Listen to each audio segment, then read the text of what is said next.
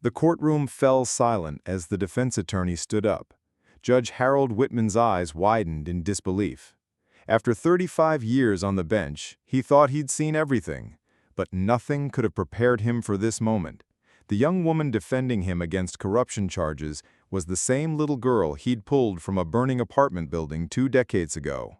What happened next would prove that some bonds transcend law, race, and time itself. But first, you need to understand what brought them both to this impossible moment. It was a bitter February night in 1994 when Judge Harold Whitman made a decision that would define the rest of his life. The distinguished jurist had just reviewed case files in his downtown Chicago chambers when the emergency call came through.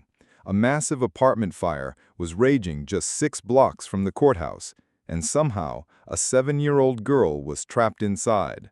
The fire department was overwhelmed, and time was running out. Most men Harold's age would have stayed safe, called for help, and waited for professionals. But Harold wasn't most men. The 62-year-old judge had served as a Marine in Vietnam before law school, and some instincts never fade. He grabbed his coat and drove straight into the chaos. What Harold found at 1247 Ashland Avenue would haunt him forever. The 3-story tenement was engulfed in flames, residents screaming from windows, and firefighters battling the blaze from every angle. But Harold's attention locked onto the 3rd-floor corner window, where a small silhouette pressed against the glass. That's when he heard it, the desperate crying of a child.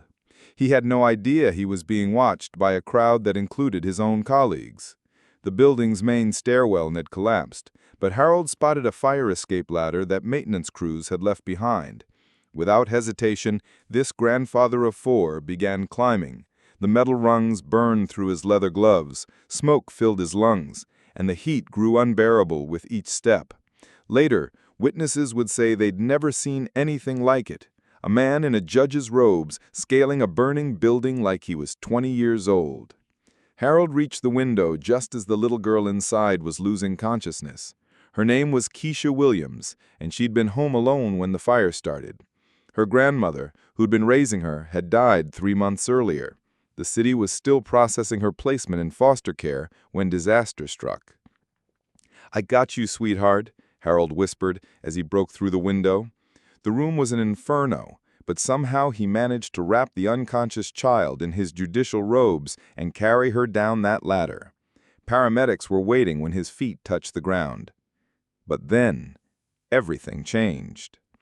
At the hospital, Harold learned the devastating truth. Keisha had no family. No relatives had come forward, and the state was preparing to place her in the overwhelmed foster system. Harold looked at this little girl, burns on her arms, smoke damage to her lungs, but alive, and felt something he hadn't experienced since his own children were young. Purpose. That's when the real story begins. Within a week, Harold had started the adoption proceedings. His wife Margaret had passed away 2 years earlier. His 4 adult children lived across the country, and his mansion in Lincoln Park felt emptier every day. But this wasn't just about loneliness. Harold had grown up poor in rural Illinois, the son of a factory worker who taught him that a man's worth isn't measured by his wealth, but by who he helps when nobody's watching. The legal community was stunned. A prominent white judge adopting a black orphan wasn't unheard of, but it was rare enough to raise eyebrows. Harold faced quiet criticism from some colleagues who questioned his judgment. The paperwork alone was a nightmare. Background checks, home studies, psychological evaluations, but Harold persevered through every bureaucratic obstacle. "Sir, are you certain about this decision?" asked Social Services Supervisor Patricia Chen during one of many interviews. "Raising a traumatized child is challenging for any parent, but at your age, with the cultural differences—" Harold's response silenced the room. "Ma'am, I didn't pull her from that fire to abandon her now." Here's what nobody expected. Keisha thrived. Harold transformed his quiet mansion into a real home. He learned to braid hair by watching YouTube videos. He attended every parent-teacher conference, every school play, every basketball game. When Keisha struggled with nightmares about the fire, Harold would sit by her bed reading legal briefs aloud. his steady, authoritative voice somehow calming her fears. The bond between them grew deeper with each passing year. Harold taught Keisha chess, introduced her to classical music, and shared stories about his time in Vietnam. Keisha, in turn, brought joy back into a life that had become routine. She called him Papa Harold, and neighbors would smile seeing this distinguished older man teaching a young black girl to ride a bike in Lincoln Park. But here's where the story takes an unexpected turn that nobody saw coming.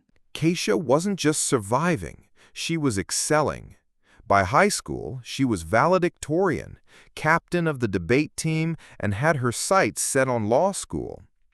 Harold had never pushed her toward the legal profession, but something about watching him work, seeing his commitment to justice, inspired her path. "I want to be like you, Papa Harold," she told him during her senior year. "I want to help people who can't help themselves." Harold's eyes filled with tears. This was the moment he realized his greatest legacy wouldn't be the hundreds of cases he decided from the bench, but the woman this little girl was becoming. Keisha earned a full scholarship to Northwestern, then Harvard Law School. Harold attended every graduation, beaming with pride. After law school, she joined the public defender's office, specializing in cases involving children and families. For 20 years, their relationship remained strong, built on mutual respect and genuine love. Harold eventually retired from the bench, spending his golden years traveling with Keisha and her husband, playing grandfather to her 2 children. Life was perfect, until everything fell apart. In 2019, Harold received devastating news. Federal investigators were probing allegations of corruption during his final years as a judge. Someone claimed he'd taken bribes to influence sentencing in high-profile cases. The evidence looked damning. Unexplained deposits, meetings with known criminals, decisions that seemed to benefit the wrong people. Harold was innocent, but proving it would be nearly impossible.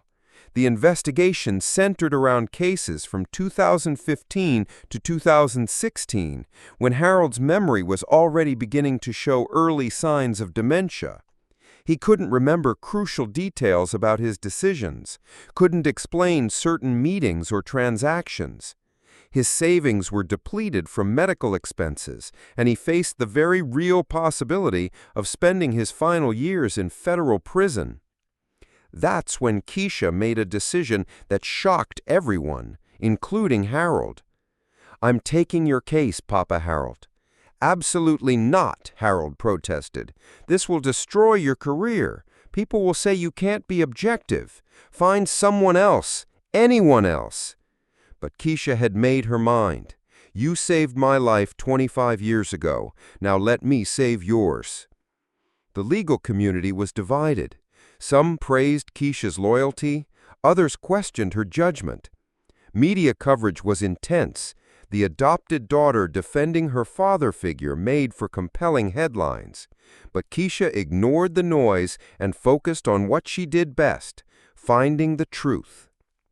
Working 18-hour days, Keisha meticulously reconstructed Harold's final years on the bench. She interviewed hundreds of witnesses, analyzed thousands of documents, and slowly began to piece together what really happened. The supposed bribes were actually legitimate consulting fees for a legal reform committee. The meetings with criminals were part of a restorative justice program Harold had quietly supported. Every questionable decision had a perfectly reasonable explanation. But the government's case seemed airtight until Keisha discovered something that changed everything. Hidden in Harold's old case files, she found evidence of witness tampering and prosecutorial misconduct that went back years.